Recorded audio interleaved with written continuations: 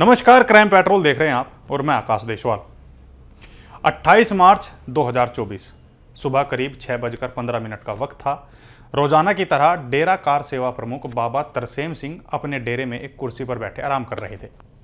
तभी दो लोग एक बाइक पर डेरे के अंदर आते हैं और आसपास और भी जो लोग थे, लेकिन किसी को भी ऐसी अनहोनी होने का शक नहीं था।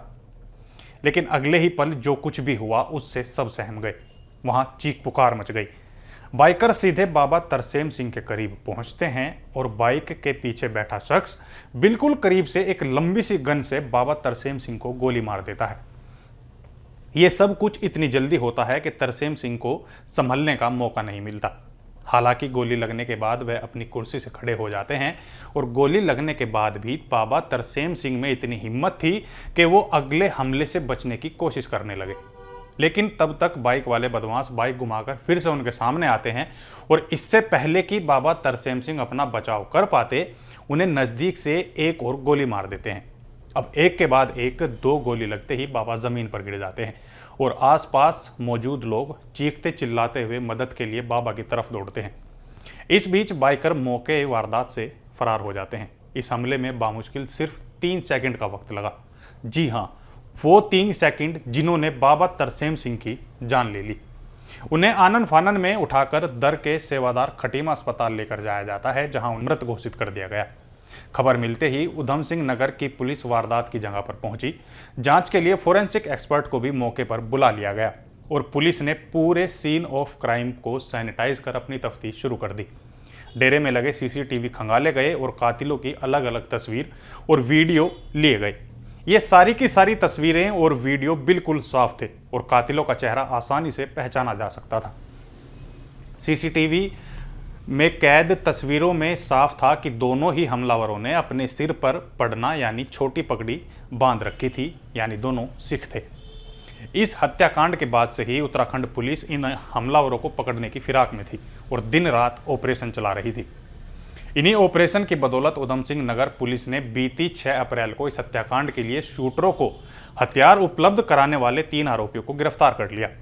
वरिष्ठ पुलिस अधीक्षक उधम सिंह नगर मंजुनाथ टीसी ने जानकारी देते हुए बताया कि हत्याकांड के लिए अपराधियों को एकत्रित करने, संसाधन जुटाने और हथियार उपलब्ध कराकर हत्या के षड्यंत्र में शामिल 3 अन्य आरोपियों को पुलिस टीम द्वारा गिरफ्तार कर लिया गया। में कड़ी से कड़ी मिलाते सीसीटीवी के माध्यम से हमने पूरी घटना को ट्रेस किया है और इसमें मुख्य रूप से षड्यंत्रकारी में शामिल हुए जो शूटर्स को विभिन्न प्रकार के संसाधन उपलब्ध कराने वाले एक और षड्यंत्रकारी जो पिछले 3 महीने से इस षड्यंत्र में शामिल था, वो है प्रगट सिंह, उसको अरेस्ट कर लिया गया है।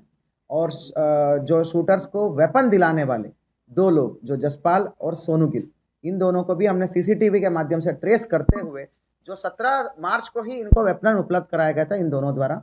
अवगत कराना चाहूँगा, सोनू और जसपाल हार्डकोर क्रिमिनल्स हैं जिनके ऊपर मर्डर की मल्टीपल मुकदमे हैं। ये जसपाल के ऊपर का तीसरा मर्डर का मुकदमा है।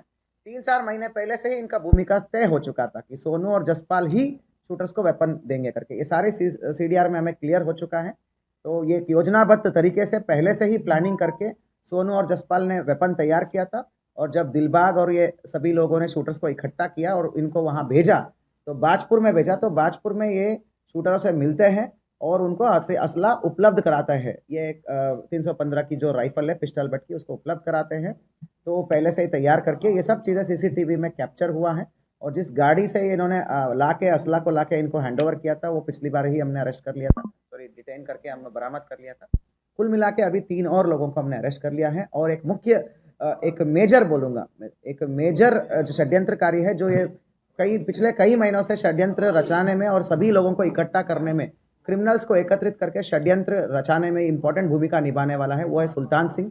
उसकी भूमिका अभी उजागर आई है और भी मुख्य षड्यंत्रकारियों को टेक्निकल एविडेंस के आधार पर और सीसीटीवी एविडेंस के आधार पर और सारे एविडेंस के आधार पर हम कड़ी से कड़ी जोड़ रहे और मुख्य षड्यंत्रकारियों के ऊपर हम पहुंचेंगे। शूटर्स को ऊपर 1 लाख रुपए का रिवॉर्ड हमने घोषित कर लिया गया है। अभी तक 3 लोगों को गिरफ्तार कर लिया गया था, लेकिन मुख्य आरोपी अभी भी फरार थे और उन्हें जल्द से जल्द पकड़ने के लिए उत्तराखंड एसटीएफ और हरिद्वार पुलिस ने जॉइंट ऑपरेशन चला रखा था कि तभी बीती 8 अप्रैल की देर रात पुलिस ने इस हत्याकांड में एक आरोपी को एनकाउंटर में मार गिराया। तरसेम सिंह पंजाब और तराई में सिखों के सिरमौर माने जाते थे।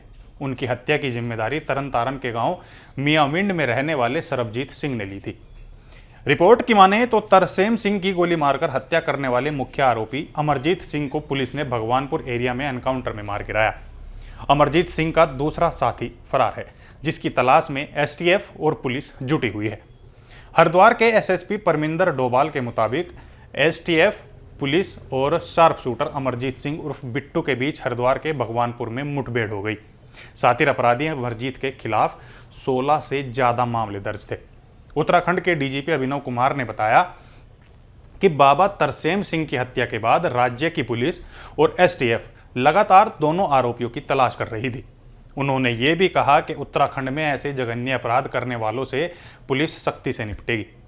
इस पूरे मामले की अगर बात करें तो 11 षड्यंत्रकारियों को चिन्हित किया गया था, जिसमें एक एनकाउंटर में मारा जा चुका है, 7 को गिरफ्तार कर लिया गया है। वहीं 3 आरोपी फिलहाल फरार चल रहे हैं। हालांकि किन कारणों से इस हत्या की घटना को अंजाम दिया गया था, इसका पता लगाना अभी बाकी है। आप सबका धन्यवाद कि आज आप लोगों ने शॉर्ट नोटिस पे हमारे आग्रह पे यहाँ आए और जो एक कल रात जनपद हरिद्वार में एक महत्वपूर्ण घटना हुई है उसके बारे में जो बेसिक अभी तक की हमारे पास जानकारी है वो आपसे साझा करनी थी।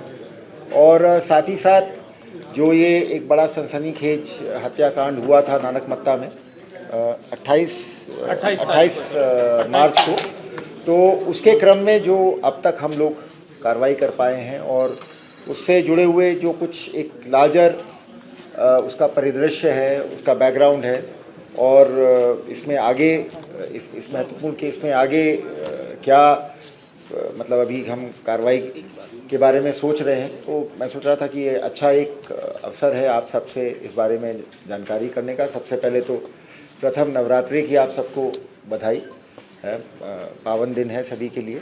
और दूसरा ये कि मतलब सबसे एट द वेरी आउटसेट मैं इस घटना में जो हमारी टीम शामिल थी, बहुत डिटेल में तो आपको हम प्रेस नोट दे देंगे, बहुत उसके बारे में बहुत बारीकी से लाइन बाय लाइन मेरा मतलब डिटेल देना ठीक नहीं होगा, बट मैं बस इतना ज़रूर कहना चाहूँगा कि ये बहुत बड़ी घटना थी जो 28 मार्च को हुई। हम सभी के लिए एक तरह से एक जिसे कहते हैं एक चुनौती थी, अंग्रेज़ी में जिसे कहते हैं एक वेकअप कॉल था कि हम लोगों, देखिए हम सभी का मानना है कि उत्तराखंड देवभूमि है, एक शांति प्रिय प्रदेश है, यहाँ उस तरीके का वातावरण नहीं है। लेकिन जिस तरह से सुबह 6:30 बजे एक डेरे में नानकमत्ता जैसे मेन गुरुद्वारे के बगल में एक डेरे में जाके उस डेरा एक वृद्ध थे, बुज़ुर्ग थे वो डेरा प्रमुख, और सुबह 6:30 बजे जिस तरह से उनकी निर्मम हत्या की गई, तो ये हमारे लिए एक तरह से चुनौती थी। और किसी ने उस दिन कहा भी था कि ये एक तरह से हमारे मुंह पे एक तमाचा था, उत्तराखंड पुलिस के मुंह पे। और आप जानते हैं कि अच्छी पुलिस की, देखिए किसी भी अच्छी प्रोफेशनल पुलिस फोर्स की पहचान इस बात से नहीं होती कि हर बड़ी घटना होने से रोक ले।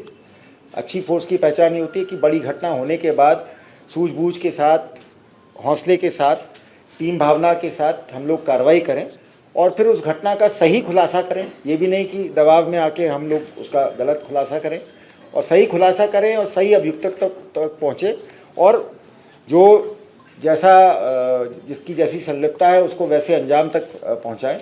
ये एक अच्छे पुलिस फोर्स की, तो मुझे सबसे ज़्यादा तो इस बात की खुशी है कि इस पूरी घटना के बाद जो हम लोगों का इन्वेस्टिगेशन था उसमें निश्चित रूप से हमारे जनपद उधम सिंह नगर की पुलिस, हमारे जनपद हरिद्वार जहाँ पे ये घटना हुई वहाँ की पुलिस, और इन दोनों के बीच में जो सबसे अच्छा काम रहा कोऑर्डिनेशन का, हमारी एसटीएफ आयुष अग्रवाल यहाँ एसएसपी एसटीएफ मौजूद हैं इनके द्वारा, और लगातार मेरे साथ हमारे एडीजी लॉ एंड ऑर्डर मौजूद है अंशुमन साहब, इनका बहुत क्लोज सुपरविजन रहा, कोऑर्डिनेशन रहा।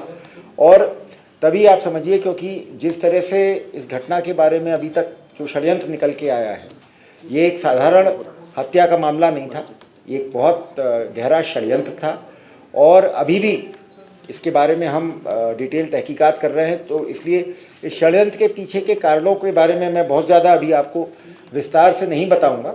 बस ये है कि अभी तक इस घटना में 11 लोग प्रकाश में आए थे, जिसमें कि एक कल रात इस पुलिस मुठभेड़ में मारा गया है।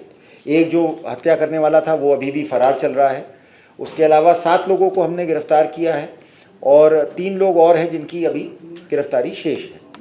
और ये भी मैं कहना चाहूँगा कि ये तो जो इन लोगों से जुड़े हुए जो षड्यंत्रकर्ता थे उनके बारे में डिटेल है। इनके पीछे भी हमारा ऐसा मानना है और भी कुछ लोग थे जो एक्चुअल में इस घटना के सूत्रधार थे और उनके बारे में भी कुछ ठोस जानकारी मिली है। तो अभी मतलब मैं ये भी आप लोगों को बताना चाहूँगा कि ऐसा नहीं है कि इस मुठभेड़ के बाद और इस हत्यारे को मार गिराने के बाद हम मतलब हाथ पे हाथ धर के बैठ जाएंगे। अभी इस केस में हमें बहुत काम करना है, बहुत सारी लीड्स को इन्वेस्टिगेट करना है और कोशिश ये करनी है कि इस केस में जो हमारा इन्वेस्टिगेशन है और हमारी कार्रवाई है वो एक ऐसी नज़ीर बने कि आगे भी कोई इस प्रकार से बाहर के अपराधी या बाहर के ऑर्गेनाइज्ड क्रिमिनल्स हमारे प्रदेश में इस तरीके की सनसनीखेज घटना को अंजाम ना दे सके। तो ये मोटा मोटा मैंने बस बैकग्राउंड बता दिया। अब अगर घटना के बारे में आप लोगों को बेसिक जानकारी हम लोगों ने प्रेस नोट के माध्यम से दे दी है तो उसको मेरे ख्याल से दोहराने की आवश्यकता नहीं है। लेकिन ये ज़रूर है कि जब मैंने डीजी पद का कार्यभार संभाला था तो उस समय भी आप लोगों से बात हुई थी। तो आप में से कुछ लोगों ने कहा भी था कि पिछले कुछ दिनों से उत्तराखंड बाहर के अपराधियों की शरणस्थली बन गया है। जेल से कई सारे दुर्दांत अपराधी जो हैं वो अपना एक्सटॉर्शन का रैकेट चला रहे हैं। तो उस समय भी मैंने आप लोगों से एक बात कही थी और उसको मैं दोहराना चाहूँगा कि हम जो हमारे संभ्रांत नागरिक हैं, न्यायप्रिय नागरिक हैं, पर्यटक हैं, तीर्थयात्री हैं, उनके लिए हम अवश्य मित्र पुलिस थे, मित्र पुलिस हैं और मित्र पुलिस रहेंगे। लेकिन इस प्रकार के षड्यंत्रकारी दुष्ट अपराधी, शूटर्स, पेशेवर जो किलर्स हैं, इनके लिए हम काल पुलिस बन के उभरेंगे और जैसा कि इस ऑपरेशन ने दर्शाया है।